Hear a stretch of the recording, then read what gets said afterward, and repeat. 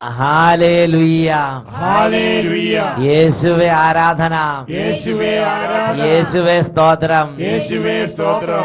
Shalom ചാനലിന്റെ എല്ലാ പ്രേക്ഷകർക്കും അഭിഷേകാഗ്നി ദൈവവചന ശുശ്രൂഷയിലേക്ക് യേശു ക്രിസ്തുവിന്റെ ധന്യനാമത്തിൽ സ്വാഗതം.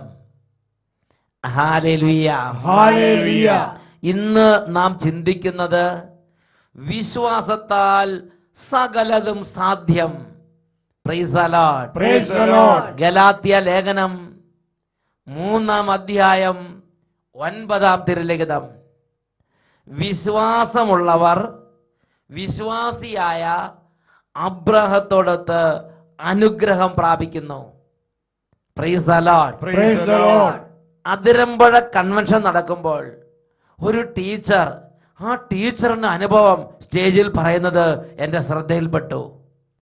എനിക്ക് ഒരു വർഷത്തോളമായിട്ട് ശ്വാസം മുട്ടുണ്ടായിരുന്നു.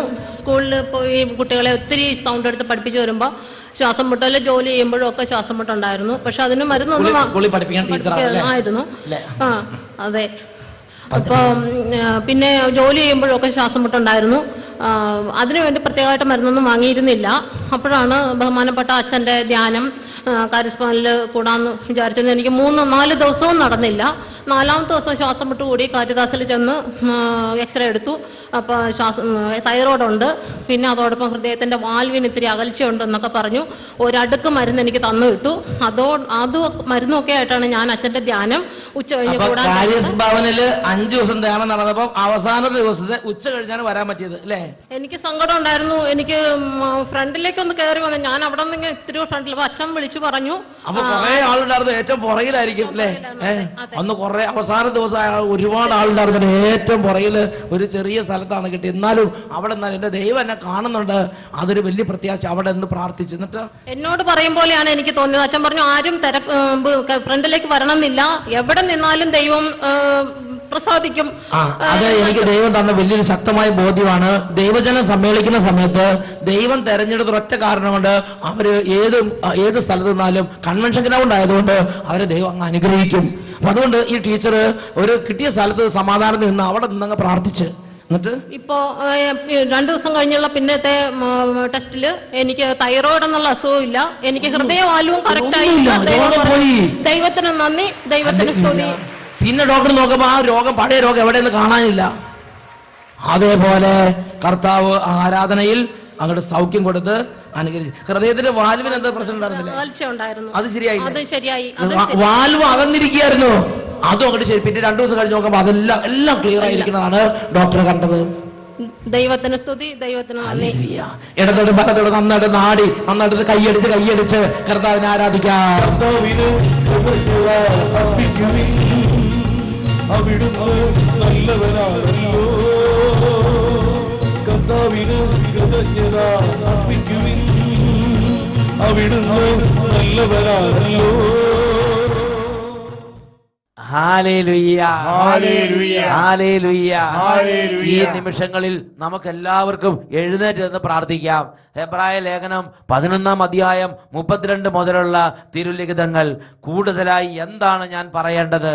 ഗിദയോൻ, ബാറക്, സാംസൺ, ജാഫ്ത, ദാവീദ്, സാമുവേൽ ഇവരെക്കുറിച്ചും പ്രവാചകന്മാരെ കുറിച്ചും പ്രതിപാദിക്കാൻ സമയം പോരാ.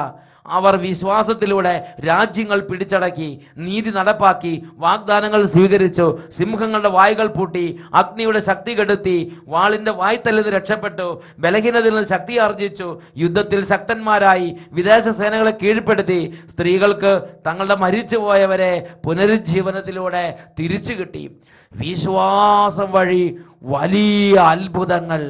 Price the Lord. Praise the Lord. ഈ നിമിഷങ്ങളിൽ പ്രാർത്ഥിക്കാം. രക്ഷകനായ യേശുവേ,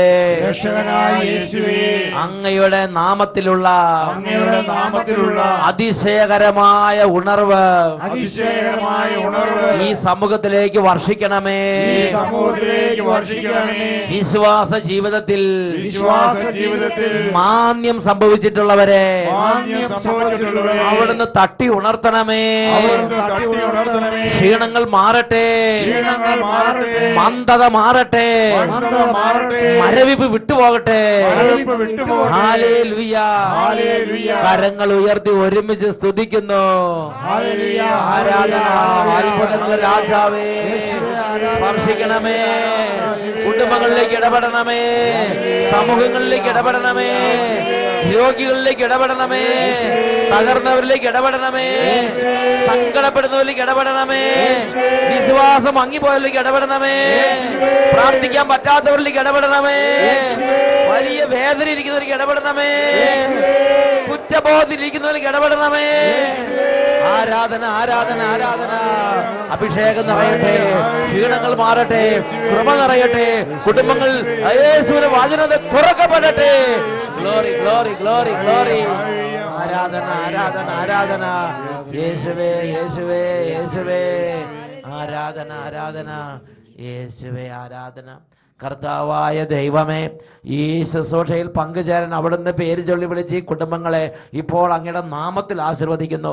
ഈ സമൂഹങ്ങളെ അങ്ങയുടെ നാമത്തിൽ ആശീർവദിക്കുന്നു.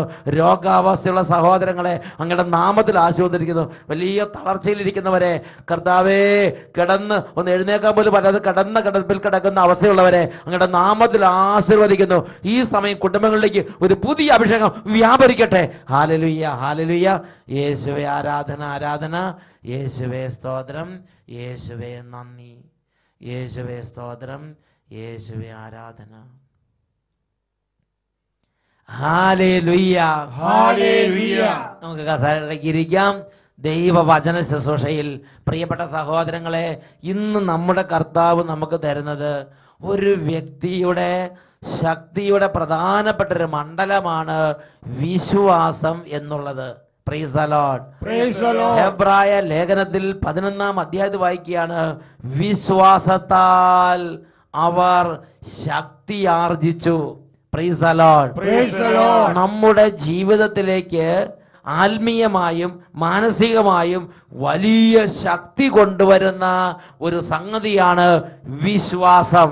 ഹല്ലേലൂയ, ഹല്ലേലൂയ, ഹല്ലേലൂയ, ഹല്ലേലൂയ. ഗലാത്യ ലേഖനത്തിൽ 3-ാം അധ്യായം 9-ാം വാക്യം വചനം പഠിപ്പിക്കുകയാണ്, വിശ്വാസമുള്ളവർ വിശ്വാസിയായ അബ്രാഹത്തോടൊത്ത് അനുഗ്രഹം പ്രാപിക്കുന്നു. പ്രിയപ്പെട്ട സഹോദരങ്ങളെ, വിശ്വാസമുള്ളവർക്കാണ് അനുഗ്രഹം. വിശ്വാസമുള്ളവർക്ക് അനുഗ്രഹം, വിശ്വാസം ഇല്ലാത്തവർക്ക് അനുഗ്രഹം ഇല്ല. ഇത് തന്നെയാണ് ദൈവവചനത്തിൻ്റെ നിലപാട്. യാക്കോബ് ശ്ലീഹായുടെ ലേഖനത്തിൽ 1-ാം അധ്യായത്തിൽ 6, 7, 8 തിരുലിഖിതങ്ങൾ വചനം പഠിപ്പിക്കുകയാണ്, സംശയിക്കാതെ വിശ്വാസത്തോടെ വേണം ചോദിക്കാൻ. സംശയിക്കുന്നവൻ കാറ്റിൽ ഇളകി മറിയുന്ന കടൽ തിരക്ക് സദൃശം. സംശയിക്കുന്നവനും ചഞ്ചല മനസ്കനുമായ ഒരുവന് ദൈവത്തിൽ നിന്ന് എന്തെങ്കിലും ലഭിക്കും എന്ന് കരുതരുത്, എന്ന് പ്രതീക്ഷിക്കരുത്. Praise the Lord. Praise the Lord. വിശ്വസിക്കുന്നവനാണ് അനുഗ്രഹമുള്ളത്, വിശ്വസിക്കുന്നവനാണ് ശക്തിയുള്ളവൻ. ഹല്ലേലൂയ, ഹല്ലേലൂയ, ഹല്ലേലൂയ, ഹല്ലേലൂയ. പ്രിയപ്പെട്ട സഹോദരങ്ങളെ, ഈ കാര്യത്തെക്കുറിച്ച് ദൈവവചനം വളരെ കാതലായ അനേക വെളിപ്പെടുത്തലുകൾ നമുക്ക് നൽകുന്നുണ്ട്. വിശുദ്ധ യോഹന്നാന്റെ സുവിശേഷത്തിൽ 11-ാം അധ്യായത്തിൽ 40-ാം തിരുലിഖിതം, യേശു മർത്തയെയും മറിയത്തെയും സന്ദർശിക്കാൻ വേണ്ടി ആ ഭവനത്തിലേക്ക് വരികയാണ്. ലാസർ മരിച്ചിട്ട് 4 ദിവസം കഴിഞ്ഞു. അവനെ പ്രതിയുള്ള വിലാപങ്ങൾ പോലും അവസാനിക്കാറായി. ആ സമയത്താണ് യേശു ഭവനത്തിലേക്ക് വരുന്നത്. യേശു ഭവനത്തിലേക്ക് വരുന്നപ്പോൾ മർത്തയും മറിയും അവരെല്ലാം വലിയ ദുഃഖത്തിലും കണ്ണുനീരുമാണ്. അങ്ങനെ ഇരിക്കുമ്പോൾ ആ അന്തരീക്ഷത്തിൽ യേശു പ്രഖ്യാപിക്കുന്ന ഒരു പ്രഖ്യാപനമുണ്ട്. അതാണ് 11-ാം അധ്യായം 40-ാം തിരുലിഖിതം, വിശ്വസിച്ചാൽ നീ ദൈവമഹത്വം ദർശിക്കും എന്ന് നിന്നോട് ഞാൻ പറഞ്ഞിട്ടില്ലേ? വിശ്വസിച്ചാൽ നീ ദൈവമഹത്വം ദർശിക്കും എന്ന് നിന്നോട് ഞാൻ പറഞ്ഞിട്ടില്ലേ? യേശു ചോദിക്കുകയാണ്. പ്രിയപ്പെട്ട സഹോദരങ്ങളെ, ദൈവത്തിൻ്റെ മഹത്വം ദർശിക്കാൻ ആഗ്രഹിക്കുന്ന ഒരു ദൈവ പൈതലാണോ നീ? നിന്റെ ജീവിതത്തിൽ, നിന്റെ രോഗത്തിൽ, നിന്റെ കുടുംബത്തിൽ ദൈവത്തിന്റെ മഹത്വം ദർശിക്കാൻ ആഗ്രഹിക്കുന്ന ഒരു പൈതലാണോ നീ? വചനം വളരെ വ്യക്തമായി പഠിപ്പിക്കുകയാണ്, വിശ്വസിച്ചാൽ നീ ദൈവമഹത്വം ദർശിക്കും. വിശ്വസിക്കുന്നില്ലെങ്കിലോ? വിശ്വസിക്കുന്നില്ലെങ്കിൽ ദൈവമഹത്വം ദർശിക്കാൻ പറ്റാത്ത വിധമുള്ള സാഹചര്യങ്ങളിലേക്കാണ് നമ്മുടെ ജീവിതം നീങ്ങുന്നത്. അതാണ് യാക്കോബ് ശ്ലീഹ പഠിപ്പിക്കുന്നത്, സംശയിക്കുന്നവനും ചഞ്ചല പ്രകൃതിയുമായ ഒരുവന് കർത്താവിൽ നിന്ന് എന്തെങ്കിലും ലഭിക്കും എന്ന് നീ കരുതരുത്. ഒരു വ്യക്തിയുടെ അനുഭവം നമുക്ക് ശ്രദ്ധിക്കാം. എൻ്റെ പേര് മരിയ. ഞാൻ മരങ്ങാട്ടുപള്ളിയിൽ നിന്ന് വരുന്നു. 2011 ഫെബ്രുവരി മാസം അവസാനം എനിക്ക് അതിശക്തമായ ബ്ലീഡിങ് എന്ന് പറഞ്ഞാൽ എനിക്ക് പോലും വിശ്വസിക്കാൻ പറ്റാത്ത വിധം ബാത്റൂമിൽ കയറിയാലൊന്ന് കുളിക്കാൻ നിൽക്കാൻ പോലും വയ്യാത്ത രീതിയിലുള്ള ശക്തമായ ബ്ലീഡിങ്. ഞാൻ ഡോക്ടറിനെ കണ്ടു. ഡോക്ടർ പറഞ്ഞ് മാർച്ച് മാസം 6-ാം തീയതി പോയി സ്കാൻ ചെയ്തു. ഡോക്ടർ പറഞ്ഞു 8 സെന്റിമീറ്റർ വലിപ്പമുള്ള ഒരു മുഴയാണ് തൻ്റെ യൂട്രസിൽ, അത് എത്രയും പെട്ടെന്ന് ഓപ്പറേഷൻ ചെയ്ത് മാറ്റണം എന്ന് പറഞ്ഞു. ഞാൻ വന്ന് എൻ്റെ വീട്ടിലുള്ളവരെയൊക്കെ വിളിച്ച് പറഞ്ഞു കഴിഞ്ഞപ്പോൾ എൻ്റെ വീട്ടിലുള്ളവരെല്ലാ മാസവും അട്ടപ്പാടിയിൽ ധ്യാനത്തിനായിട്ട് വെള്ളിയാഴ്ച ദിവസം കടന്നു പോകുന്നുണ്ട്. എൻ്റെ സഹോദരങ്ങളും എൻ്റെ അമ്മച്ചി എന്നോട് പറഞ്ഞു, ഈശോയോട് പ്രാർത്ഥിച്ചു നിനക്ക് പൂർണ്ണ സൗഖ്യം തരുമെന്ന്. ഞാൻ അന്ന് മുതൽ ഈശോയോട് പ്രാർത്ഥിച്ച്, ഈശോയെ എന്തുമാത്രം പ്രതികൂല സാഹചര്യങ്ങളാണെങ്കിലും ഞാൻ 3 ആദ്യ വെള്ളിയാഴ്ച ഈശോയുടെ തിരുസന്നിധിയിൽ വന്ന് ഞാൻ ധ്യാനത്തിൽ സംബന്ധിച്ച് ഈ സാക്ഷ്യം ഞാൻ പറഞ്ഞുകൊള്ളാം, എനിക്ക് പൂർണ്ണ സൗഖ്യം തരണമെന്ന്. 2 വെള്ളിയാഴ്ച എനിക്ക് പോകാൻ സാധിച്ചുള്ളൂ. എൻ്റെ ചാച്ചൻ തളർന്നു കിടക്കുന്ന കാരണം വീട്ടിലിരുത്താൻ ആളെ കിട്ടാത്ത കാരണം എനിക്ക് പോകാൻ സാധിച്ചില്ല. എങ്കിലും അന്നേരം ഞാൻ ശക്തമായിട്ട് പ്രാർത്ഥിച്ചു. 2ാമത്തെ വെള്ളിയാഴ്ച അച്ഛൻ അവിടെ അനൗൺസ് ചെയ്തു, വട്ടായിൽ അച്ഛൻ 42 സ്ത്രീകളെ, യൂട്രസിൽ മുഴയുള്ള സ്ത്രീകളെ ഈശോ ഈ നിമിഷം സ്പർശിച്ച് സൗഖ്യപ്പെടുത്തുന്നെന്ന്. അപ്പോൾ ഞാൻ വിചാരിച്ചു, ഈശോയെ അതിലൊന്ന് ഞാനായിരിക്കാം. അങ്ങനെ തന്നെ വേണം. യാത്ര മധ്യേ എൻ്റെ സഹോദരി എന്നോട് പറഞ്ഞു, ചേച്ചിക്ക് പൂർണ്ണമായി ഈശോ സൗഖ്യം തന്നിട്ടുണ്ട്. അന്ന് മുതൽ ഞാൻ ഈശോയോട് വീണ്ടും പ്രാർത്ഥിക്കുകയാണ്. പിന്നെ എൻ്റെ ബ്ലീഡിങ് ഒക്കെ മാറി. എന്നിട്ടും ഞാൻ ആശുപത്രിയിൽ എൻ്റെ ജീവിത പങ്കാളി പറഞ്ഞിട്ട് ഞാൻ പോയി. ഡോക്ടർ പറഞ്ഞു 3 ദിവസത്തിനകം ഓപ്പറേഷൻ ചെയ്യണം, 30,000 രൂപ ഓപ്പറേഷത്തിൻ്റെ ഫീസ്.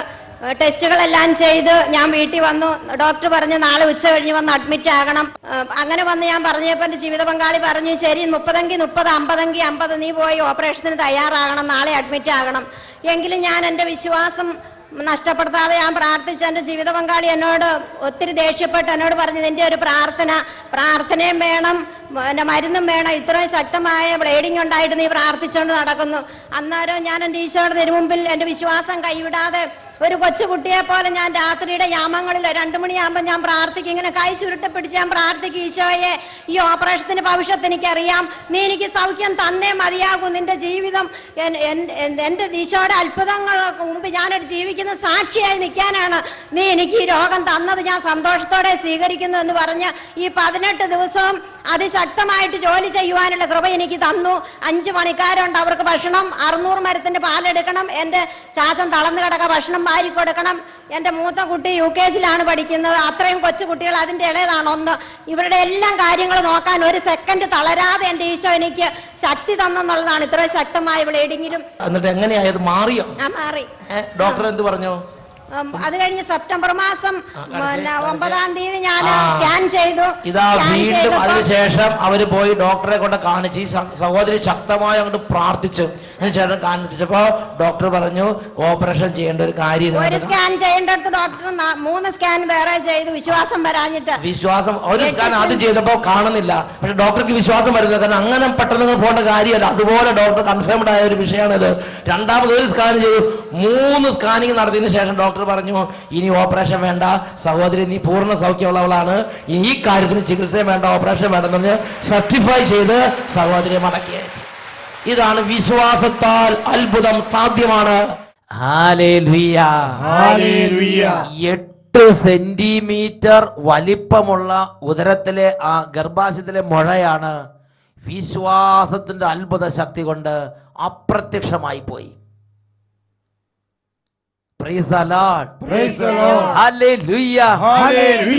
അതാണ് ഗലാത്തി 3:9. വിശ്വാസമുള്ളവർ വിശ്വാസിയായ അബ്രാഹത്തോടൊത്ത് അനുഗ്രഹം പ്രാപിക്കുന്നു.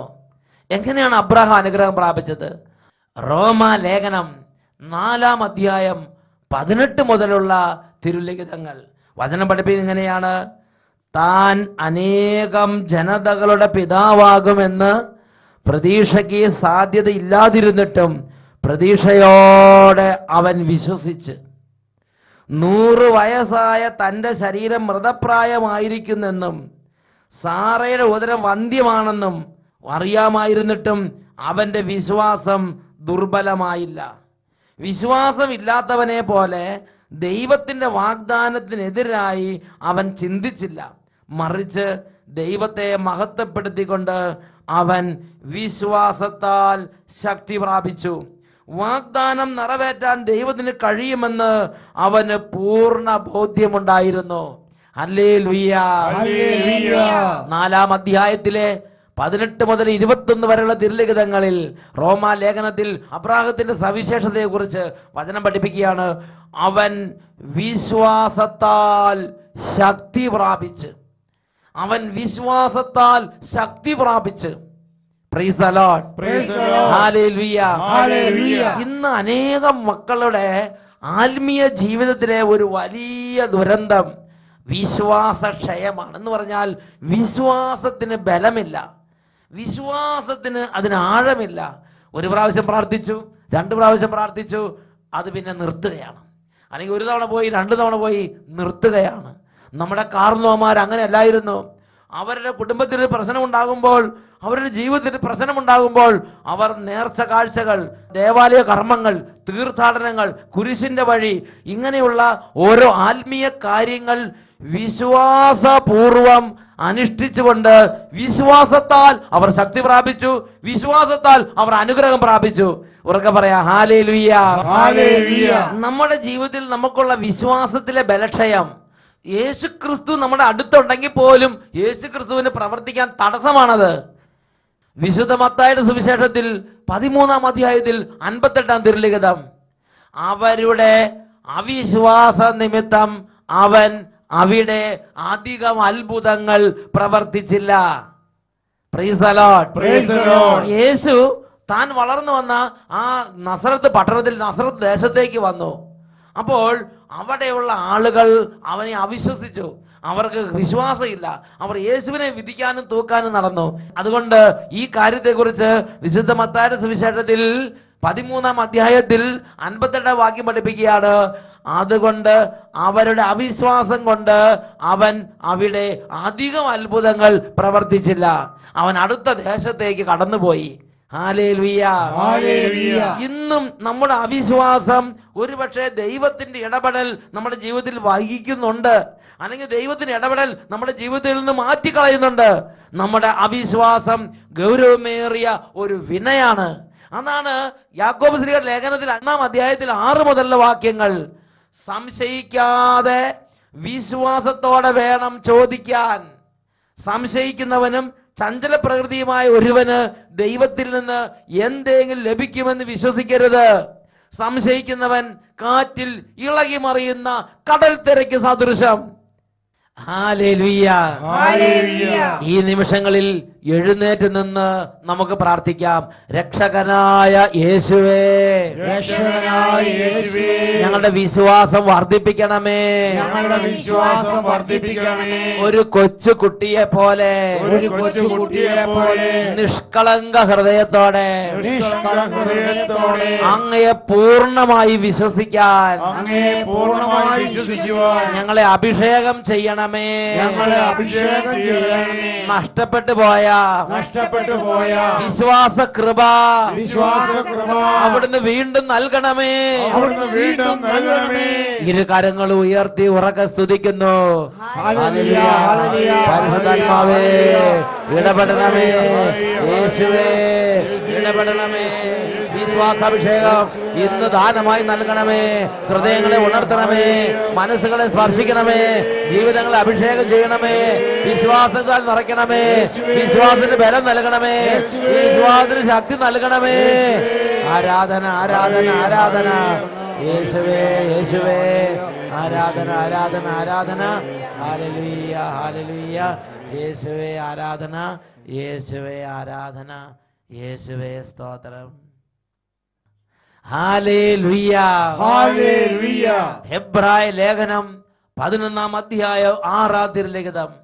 ദൈവസന്നിധിയിൽ ശരണം പ്രാപിക്കുന്നവർ ദൈവമുണ്ടെന്നും തന്നെ അന്വേഷിക്കുന്നവർക്ക് അവിടുന്ന് പ്രതിഫലം നൽകുമെന്നും വിശ്വസിക്കണം. Price the Lord. Praise the Lord.